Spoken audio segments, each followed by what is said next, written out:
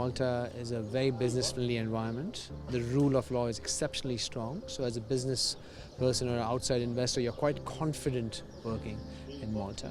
Klim il-kap eżekuttiv ta' Go, meta l-ħamis filgħodu dawwar lill-Prim Ministru Joseph Muscat mat-toroq ta' Santa Luċija biex ġie spjega d-dettalji dwar investiment ta' miljun ewro għal konnettività aħjar fid-djar tal-Maltin u l-Għawdxin.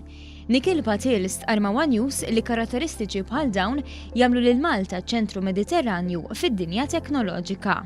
What we are building as Go is the infrastructure which supports all the business activity that comes to Malta.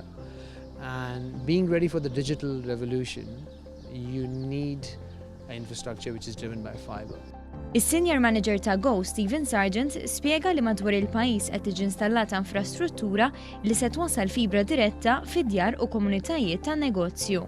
Din il-fibra b'din it-teknoloġija il-klijenti tagħna jkunu qed igawdu minn speed ta' internet iktar tajjeb. Ma ninsewx li d-dinja llum sejjer iktar il-qudiem, dejjem trid iktar video, dejjem trid iktar komunikazzjoni bejn in-nies u apparti komunikazzjoni bejn in-nies biss hemm ukoll bżonn komunikazzjoni bejn il-magni bejniethom. So inti trid speed biex tikkomunika aħjar. Dan jagħmel lil din it-teknoloġija aktar affidabbli u inqas suscettibbli għal elementi naturali. Dan hekk kif din it-teknoloġija ma tiġix affettwata daqstant mill-maltemp. Teknoloġija wkoll iktar eco-friendly għax ma jkollix bżonn ħafna batteries u ħafna elettriku f'kabinets fin-nofs tal-infrastruttura u dan għax tiġi power dejjem minn ġol data center tal-Go u mbagħad terġa' tiġi power darb'oħra biss fid-dar tal-klijent. Il-Prim Ministru Joseph Muscat faħħar dan l-investiment privat li qed jara li l-komunitajiet kollha f'Malta u Għawdex ikollhom l-aqwa konnettività possibbli.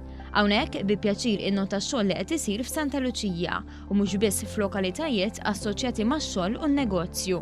Naħseb it-tfal l-ewwel ħajndunaw bil-użżażaħ, l-ewwel ma ħajndunaw bil-kambjament, imma din hija fl-aħħar mill-aħħar titjib fil-kwalità tal-ħajja. Sa issa hawn madwar 85,000 dar f'pajjiżna li qed jesperjenzaw din it-teknoloġija u l-ħsibu biex sal-aħħar ta' din is-sena dan in-numru jitlaq għal 100,000, ekwivalenti għal 50% tad-djar fil-Gżejjer Maltin.